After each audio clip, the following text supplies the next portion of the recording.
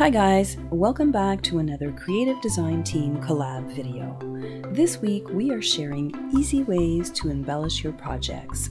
I'm Julie.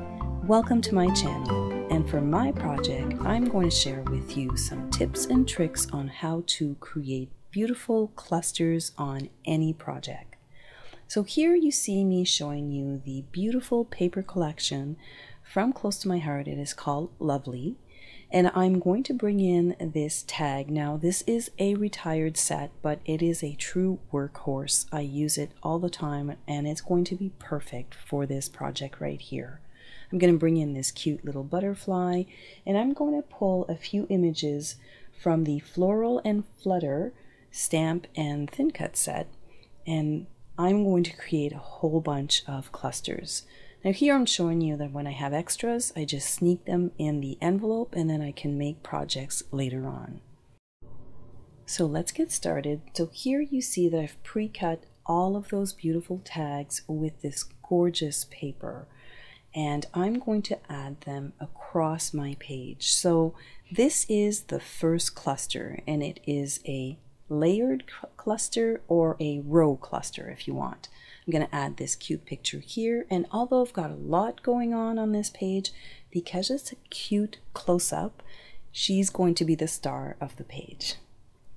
So I did go ahead and I stamped a whole bunch of those leaves and flowers.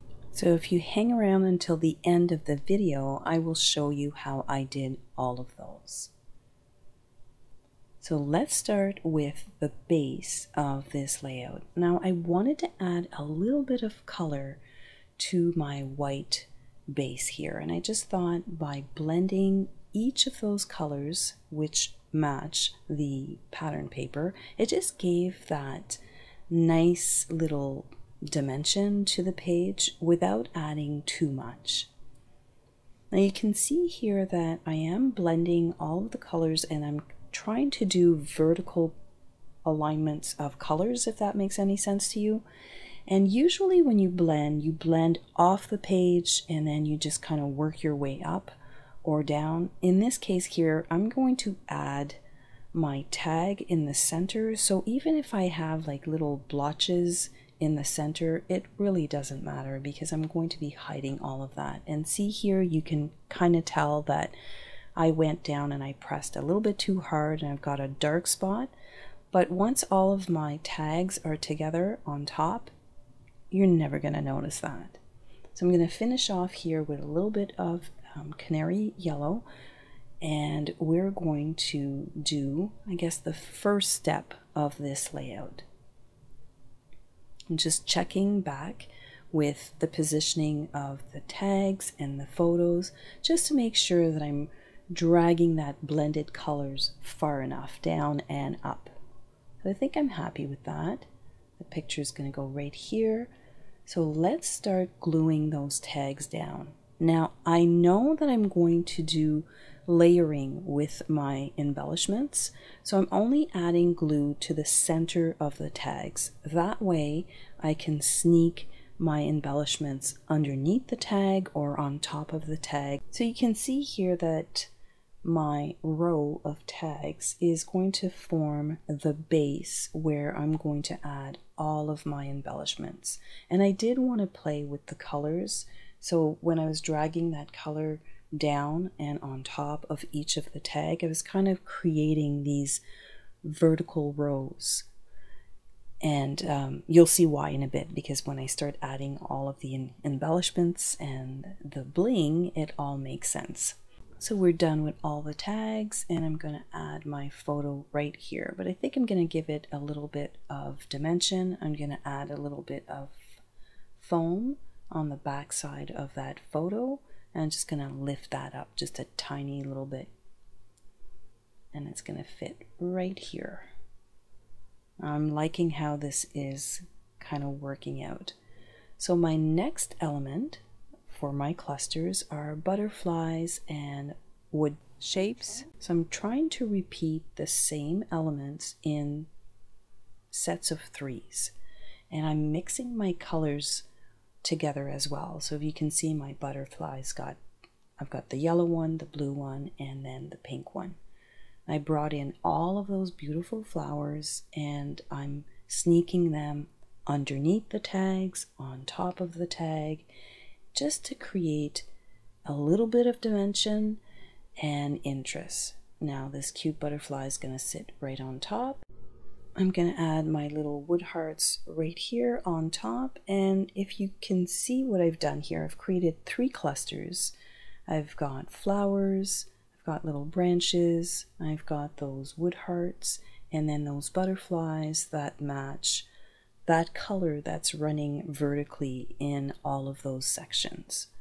So when you're repeating a lot of the same elements, I think that it kind of completes the page without overdoing it, if that makes any sense to you. Because when you start thinking clusters and embellishment, there is a point that it can be too much and then the picture gets lost on the layout. But I do think in this case here, because I separated everything by color and I repeated the same elements, so the flowers, the wood shapes, and the little branches, I think that there's a good balance between the layout and the actual picture on the layout. This was her first day of school and she was so serious in this pose, and I've often wondered, what was she thinking of? I guess I'll never know, right? So here you see me adding those sequins, and I did pick them out and I did select them by color again, just to draw that same color going vertically.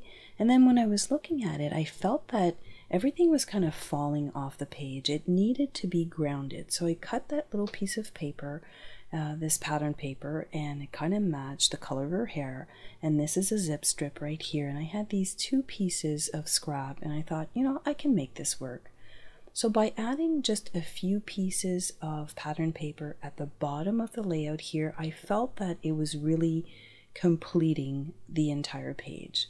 So I'm going to add this piece right here, and as you can see, it just gave me another opportunity to add more of those wood hearts. I don't know about you guys, but I love them. I use them on a lot of my projects, and they're not too much because the color kind of matches with everything that you're working with, to be honest with you.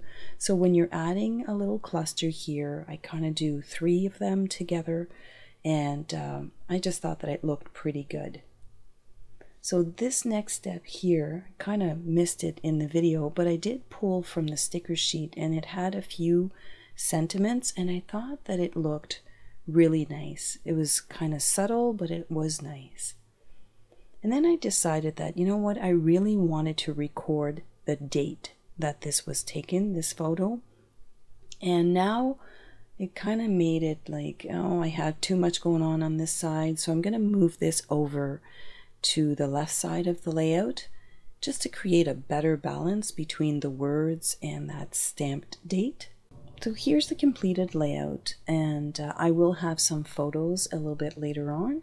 But if you've stuck around this long, you probably want to know how I did those flowers. Now I did use the watercolor cardstock, and this cardstock, there's one side that's a little bit bumpy and the other side is smooth. So they were all stamped on the smooth side, and I did use espresso ink. Now you just have to let them dry, and overnight is probably best, because I'm going to use a just a watercolor brush here, and I'm going to color all of them. So let me show you my test piece here. This was done with markers, the tri-blend markers, and this one here was done just on regular cardstock, and it seemed that it was bleeding a little bit more, and the colors weren't as vibrant on the regular white cardstock. This one here I stamped in toffee, and then I thought, okay, I'll bring in the color with my shimmer brush, and I really didn't like that either. So, you know, sometimes it doesn't work, and I like to try a few variation, and I landed on this one right here. So this is the watercolor cardstock. Here I'm showing you that this is the branch done with the markers, and then I did stamp this again in espresso ink, and this is on the regular cardstock. It wasn't too bad, but if you do it on watercolor paper, I find that the colors are just more vibrant than on regular cardstock. But it's up to you. You get to decide how you want to embellish and how you want to watercolor. So the first step here, I'm going to squeeze quite a bit of ink inside the lid of my ink pad. Now I'm picking up the ink and then I'm removing as much water as I can just on a paper towel here on the side. Now the watercolor brush tip is wet, but I'm not adding any color. Now of course, if you would have used the intense black ink, you wouldn't have to worry about this, but I felt that I wanted a lighter color and the espresso was just nicer for the overall layout. So if you stay away from the edges, it doesn't bleed, and these little branches here were actually really easy to do. And if you can see right here, there's no bleeding, and it was all done just with regular ink. Now we're going to use the same technique for this flower, and when I was squishing down on my ballerina ink, I've been using this ink pad quite a bit and I wasn't getting any ink. See how much ink I've got in my lid here, and this one, nothing. So I'm like, uh-oh, what am I gonna do? I looked in my stash and I found this blush reinker, which was close enough. It was a little bit darker, but I was okay with that because it actually gave my flowers a little bit more oomph, if you want. So I'm just kind of adding quite a bit of water to the ink and I'm kind of wiping it off on the paper towel, and it's kind of working against me a little bit because I'm trying not to touch the edges of the espresso stamped image, but I managed to do it. So you can see that I'm going back and forth from the little pool of ink that I have, and then I'm always kind of removing as much water from the brush on the paper towel that's just on the side. So you'll see in a minute that this one does bleed a tiny little bit, and that's why I decided to do the little splatters at the end, because it just kind of matched and it blended everything together, and it gave it that really nice watercolor look. So here I'm kind of removing a little bit of the water. So where you're going to get in trouble, I guess, with this technique is that when you're changing your colors and you're squeezing the water out of your water brush, you kind of have to get that right consistency of not too much water and the right amount of color. So you can see here that I'm really removing as much as I can on that paper towel, and that way I don't get too much bleeding from the regular ink. The green goes on really nicely because I've got a nice big image, and I'm just using little flicks, if you want, like kind of outwards from the center, and then I go back and I add just a little bit more dimension to the leaves and to the flower, and it looks pretty good, you know, considering that I didn't use intense black ink. So you'll see here when I bring it up that it did kind of created this little bleeding effect, but once I add my little splatters, it's going to be fine. And I was okay with it, especially that I knew that I was going to add them in clusters. It didn't really matter. So here I'm adding the little splatters with the reinker, and I'm not adding any water here. I'm just picking it up directly and just kind of adding little flicks here and there. And I think that that looks good. So once they're all dry and they're all mixed on that layout, it looks actually really nice, and they actually look like they could be stickers or something.